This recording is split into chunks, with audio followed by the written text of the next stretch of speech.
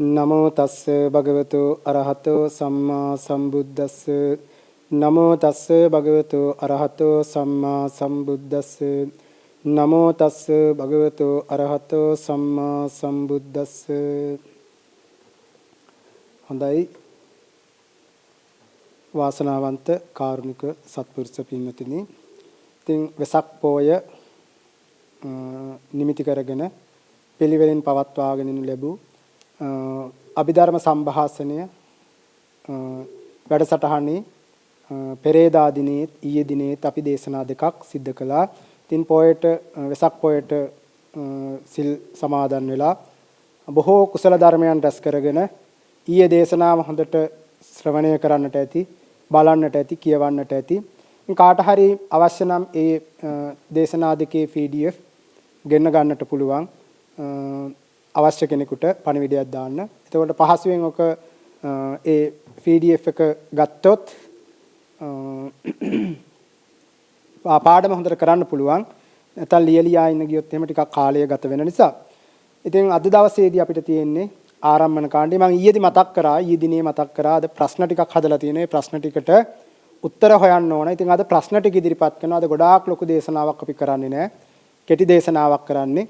මේ ප්‍රශ්න ටික මේ ලියලා ඒ ප්‍රශ්නවලට උත්තර තමන්ම පහුගිය දේශනා දෙක ආශ්‍රයෙන් හොයන්නට ඕන.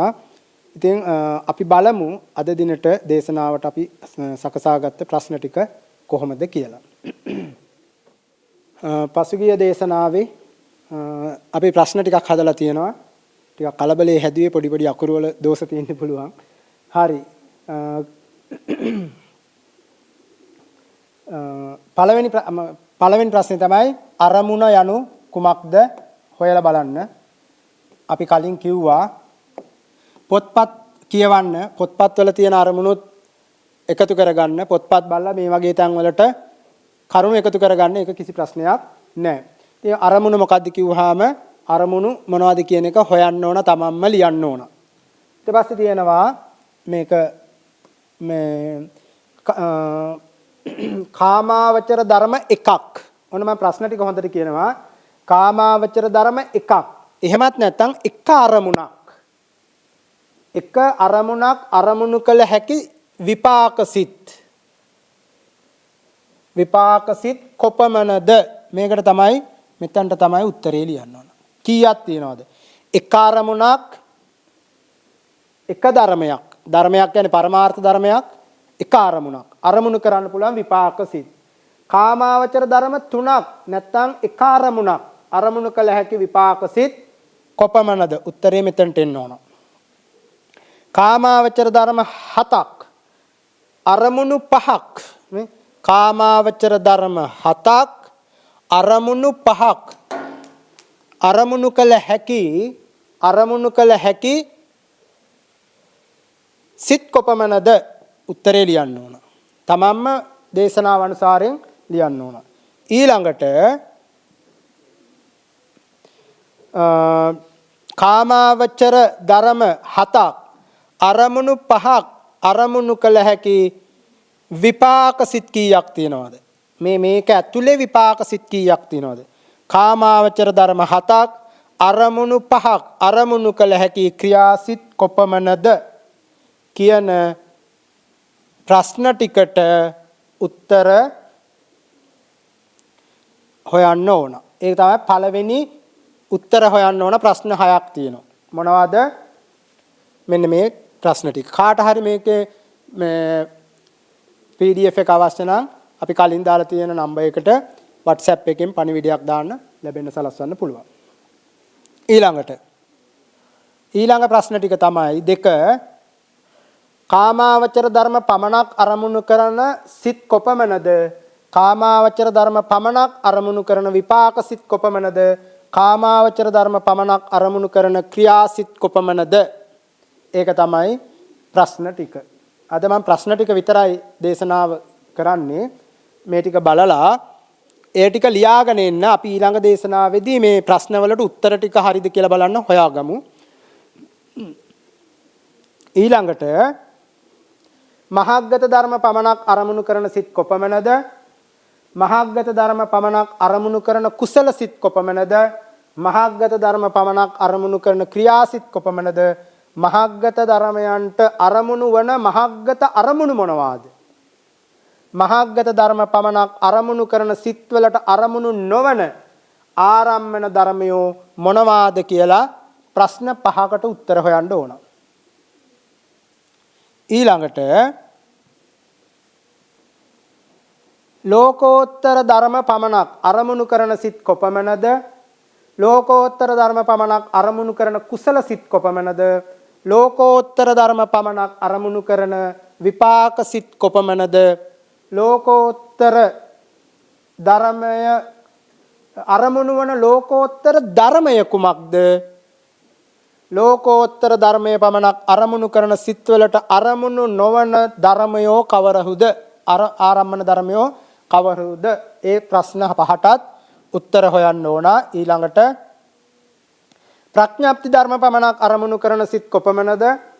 ප්‍රඥාප්ති ධර්ම පමණක් අරමුණු කරන රූපාවචර සිත් කොපමණද?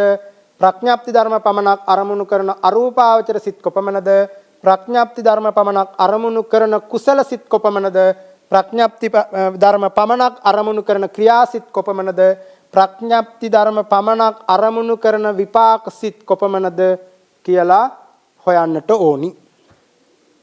එතන ප්‍රශ්න 6ක් තියෙනවා. ඊළඟට ලෞකික ධර්ම සහ ප්‍රඥාප්ති පමණක් අරමුණු කරන සිත් කොපමණද? ලෞකික ධර්ම සහ ප්‍රඥාප්ති පමණක් අරමුණු කරන අකුසල් සිත් කොපමණද? ලෞකික ධර්ම සහ ප්‍රඥාප්ති පමණක් අරමුණු කරන කුසල සිත් කොපමණද? ලෞකික ධර්ම සහ ප්‍රඥාප්ති පමණක් අරමුණු කරන ක්‍රියාසිත කොපමණද? ලෞකික ධර්ම සහ ප්‍රඥාප්ති පමණක් අරමුණු කරන සිත්වලට අරමුණු කළ හැකි ධර්මයෝ මොනවාද?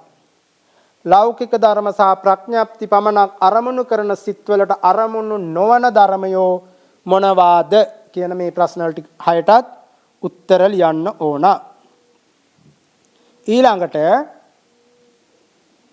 මේක ගත්තාම තේරෙන්න ඕන කාමාවචර රූපාවචර අරූපාවචර ධර්ම සහ ප්‍රඥාප්ති ගත්තාම ඒවා ලෞකිකයි. නමුත් මෙතන අහලා තියෙන වෙනම ප්‍රශ්නයක් හිතලා උත්තර ලියන්න ඕන. කෙනෙකුට හිතෙන්න පුළුවන් මේ ප්‍රශ්න ටික දැක්කහම උඩේකට දැම්මනම් මොකද වෙන්නේ කියලා. එහෙම බෑ. මෙතන අහලා තියෙන වෙනම ප්‍රශ්නයක් ටිකක් හිතලා ලියන්න ඕන. කොහොමද? කාමාවචර රූපාවචර අරූපාවචර ධර්ම සහ ප්‍රඥාප්ති ඥාන සංප්‍රයුක්තව අරමුණු කළ හැකි කාමාවචර කුසල පුජ්‍යලයකට කවර පුජ්‍යලයකටද? කවර පුජ්‍යලයකටද? ඥාන සංප්‍රයුක්තවයිනේ මේක අරමුණු කරන්නේ. කවර පුජ්‍යලයකට? එම පුජ්‍යලයාට අරමුණු කළ නොහැකි ධර්ම මොනවාද? කාමාවචර රූපාවචර අරූපාවචර ධර්ම සෝවාන් මාර්ගඵල ධර්මය සහ ප්‍රඥාප්ති අරමුණු කරන සියලු සිත් කොපමණද?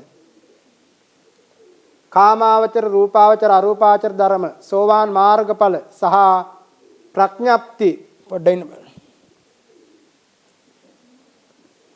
මෙන්න මේ ටික කපා ගන්න ඕන. මේ ටික වැරදි.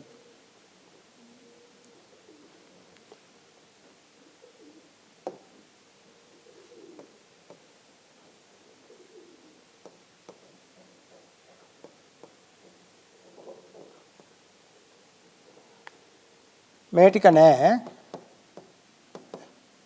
එතකොට කාමාවචර රූපාවචර අරූපාවචර ධර්ම සහ ප්‍රඥාප්ති අරමුණු කරන සියලු සිත් කොපමණද? කාමාවචර මේවා ඥාන සංප්‍රයුක්තයි. කලින් කතා කරපුවා ඥාන විප්‍රයුක්තයි. මෙතන ඥාන සංප්‍රයුක්ත වෙන්න ඕන. මෙන්න මේ ඥාන සංප්‍රයුක්ත කියන කොටස හැම එකටම එන්න ඕන.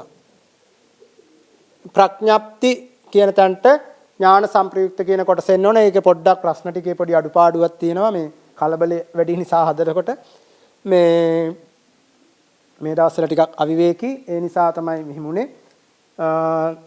ඒ නිසා ඒ ටික හදා ගන්න ඕන කොහොමද? කාමාවචර රූපාවචර අරූපාවචර ධර්ම සහ ප්‍රඥාප්ති ඥාන සංප්‍රයුක්තවම අරමුණු කළ හැකි කවර පුජ්‍යලයකටද? මේ ප්‍රශ්නේ දිහා බැලුවාම එනවා අදහසක්. ඒකට උත්තර හොයන්න ඕන. මම එම පුජ්‍යලයාට අරමුණු කළ නොහැකි ධර්ම මොනවාද? කාමාවචර රූපාවචර අරූපාවචර ධර්ම සහ ප්‍රඥාප්ති අරමුණු කරන සියලු සිත් කොපමණද? කාමාවචර සියලු සිත් කියනකොට ඥාන අර උඩගත්ත ඥාන සංප්‍රයුක්ත කියන එක මෙතනට දාගන්න. කාමාවචර රූපාවචර අරූපාවචර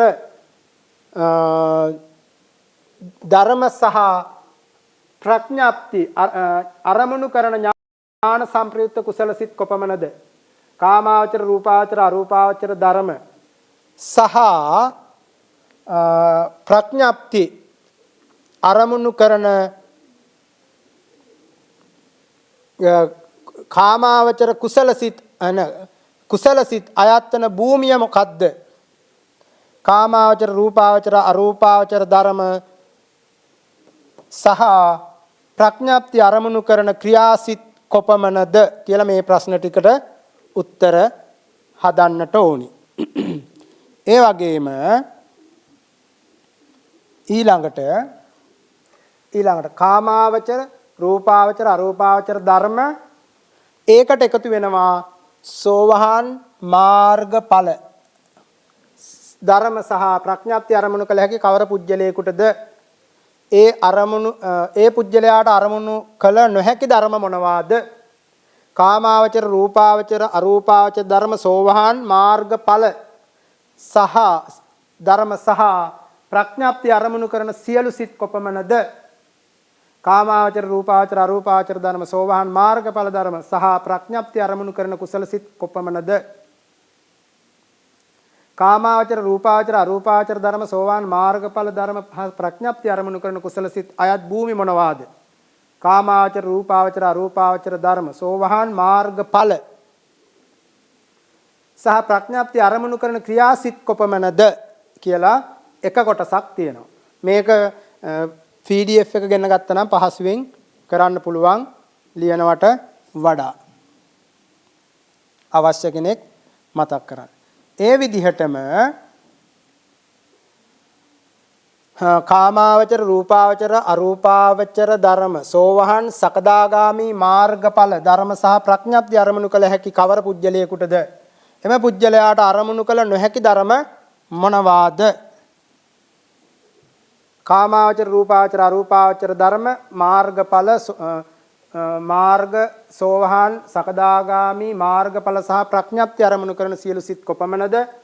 කාමාවචර රූපාවචර අරූපාවචර ධර්ම සෝවහන් සකදාගාමි මාර්ගඵල ධර්ම සහ ප්‍රඥාප්ති අරමුණු කරන කුසල සිත් කොපමණද? කාමාවචර රූපාවචර අරූපාවචර ධර්ම සෝවහන් සකදාගාමි මාර්ගඵල ධර්ම සහ ප්‍රඥාප්ති අරමුණු කරන කුසල සිත් අයත් භූමිය මොනවාද? කාමාවචර රූපාවචර අරූපාවචර ධර්ම සෝවහන් සකදාගාමි අනාගාමි මාර්ගඵල ධර්ම සහ ප්‍රඥාප්ති අරමුණු කරන ක්‍රියාසිත කොපමණද කියලා මේ ප්‍රශ්නවලට උත්තර සපයන්න ඕන. මේ ටික හොඳට උත්තර හොයාගත්තොත් තමයි අපිට මේ ඊළඟ දේශනාවේදී උත්තර හරියද කියලා බලන්න පුළුවන්. ඒ වගේම තමයි කාමාවචර රූපාවචර අරූපාවචර ධර්ම සෝවාන් සකදාගාමි අනාගාමි මාර්ගඵල ධර්ම සහ ප්‍රඥාප්ති අරමුණු කළ හැකි කවර පුජ්‍යලයකටද? එම පුජ්‍යලයාට අරමුණු කළ නොහැකි ධර්ම මොනවාද? ඒ වගේම ප්‍රඥාප්ති අරමුණු කරන සියලු සිත් කොපමණද? සෝවාන් සකදාගාමි අනාගාමි මාර්ගඵල ධර්ම සහ ප්‍රඥාප්ති අරමුණු කරන කුසල සිත් කොපමණද? මෙතන සියලු සිත්, මෙතන කුසල සිත්. ඊට පස්සේ අරමුණු කළ හැකි කුසල සිත් අයත් භූමිය. ඒ වගේම අරමුණු කළ නොහැකි ධර්ම. අර කලින් කියපු විදිහටම එකින් එකට වැඩි වෙනවා. පෘථග්ජන, සෝවහන්, සකදාගාමි, අනාගාමි ওই විදිහට Tamanට ලියන්න පුළුවන්. ඒ වගේම තමයි අවසාන එක කාමාවචර, රූපාවචර, අරූපාවචර, සෝවහන්, සකදාගාමි, අනාගාමි, අරිහත් මාර්ගඵල ධර්ම සහ ප්‍රඥාප්ති අරමුණු කළ හැකි කවර පුජ්‍යලයකටද? එම පුජ්‍යලයාට අරමුණු කළ නොහැකි ධර්ම මොනවාද? කාමාවචර, රූපාවචර, අරූපාවචර ධර්ම මාර්ගඵල, සෝවහන්, සකදාගාමි, අනාගාමි, අරිහත් මාර්ගඵල ධර්ම ප්‍රඥාප්ති අරමුණු කරන සියලු සිත් කොපමණද? ඒ වගේම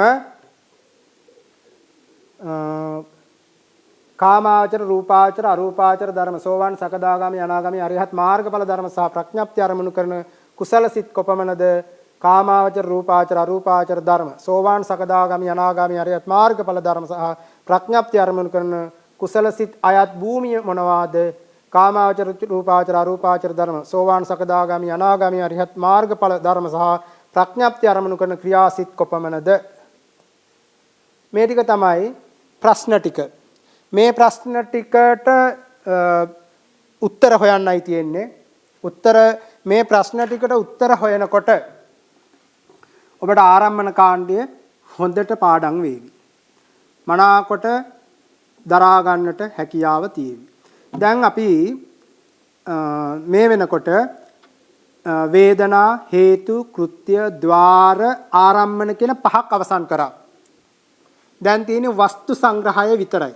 වස්තු සංග්‍රහයෙන් පස්සේ ඒකෙත් වස්තු සංග්‍රහය ඉගෙනගෙන ඊළඟ වැඩසටහනේදී ඉගෙනගෙන අපි ඒකෙත් ප්‍රශ්න උත්තර ටිකක් හදලා ඒක ගැන ආපහු මුල ඉඳලා එක වැඩසටහනක් අපි අරගෙන නැවත මතක් කරගෙන ඊළඟට අපිට තියෙනවා අර සිත් 121ම අපිට අරගෙන මේ විදිහට එකක් පාසා මේ සිත ජාතිය භූමිය සංප්‍රයෝග සංග්‍රහ වේදනා හේතු කෘත්‍ය ద్వාර ආරම්මන ආදී වශයෙන් වස්තු වශයෙන් මේවා හොයලා එක සිතක තියෙන තවත් ඉස්සරහට ගියාම තියෙනවා ඕග යෝග ග්‍රන්ථ උපාදාන කිලේශ ඔය විදිහට ගොඩාක් දේවල් එක සිතක් ගත්තාම අපිට බලන්න පුළුවන් නිවැරදිව සිත හොඳට හඳුනාගෙන අපිට කටයුතු කරන්නට හැකියාව තියෙනවා. ඉතින් අද දවසේදී මම කිව්වා දේශනාව ටිකක් කෙටියෙන් කරන්නේ මොකද මේ ප්‍රශ්න ටික කතා කරන්න ඕන නිසා. ඉතින් මේ දවස් කීපෙම ස්වාමින් වහන්සේලාත් ඒ වගේම අපේ ගිහි පින්නතුනොත් හැමදෙනාම වෙසක් පොය මුල් කරගෙන දවස් 2-3ක් සීල ඒක පිළිහිටලා බොහෝ පින්කම් කරමින් කාලය ගත කරන්න ඇති. ඉතින් මහන්සිත් ඇති. ඉතින් අද දවසේදී අපි මේ දේශනාව මෙතකින් අවසන් කරනවා.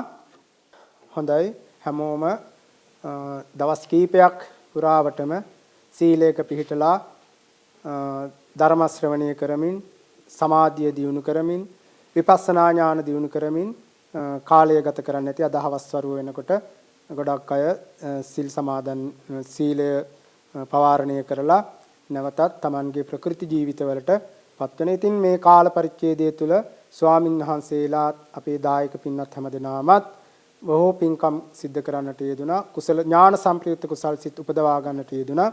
ඉතින් හැමෝම සිද්ධ කරේ කාම රූප අරූප කියන භවත්‍රයේ සැප සම්පත් බලාපොරොත්තුවෙන්වත් කරපු පින්කම් නෙමේ මේවා. අපි හැමෝම මේ පින්කම් සිද්ධ කරන්නේ මේ බුදුරජාණන් වහන්සේ දේශනා අපිට දේශනා කරපු පෙන්වලා දුන්න මාර්ගයේ ආර්ය අෂ්ටාංගික මාර්ගයේ ගමන් කරලා ජාති ජරා ව්‍යාධි ශෝක පරිදේව දුක් දුම්නස් මරණ කියන මේ දුක්ඛ සමුදායෙන් අත්මිදිලා සාන්ති ලක්ෂණ වූ නිර්වාණය සාක්ෂාත් කර ගැනීම පිණිස තමයි මේ සියල්ලක්ම සිද්ධ කරේ. ඉතින් අපි ප්‍රාර්ථනා කරනවා හැමෝටම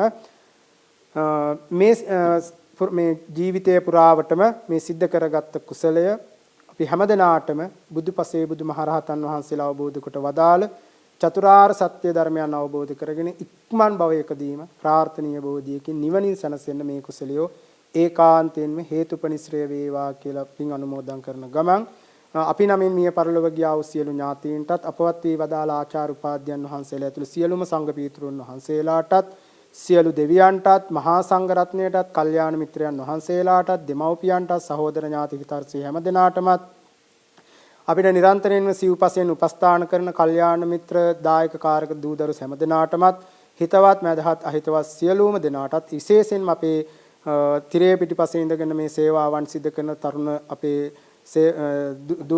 මේ පුතාලටත් හැම දෙනාටමත් මේ කුසලය මෙලොව අර්ථය පරලොව සුගතිය සසර දුක් කෙලවර නිවනින්ම සැනසෙන්න හේතු වේවා කියලා ප්‍රාර්ථනා කරනවා. බුද්ධ ශාසනං චිරන් තිට්ඨතු බුද්ධ ශාසනං චිරන් තිට්ඨතු බුද්ධ ශාසනං චිරන් තිට්ඨතු සාදු සාදු සාදු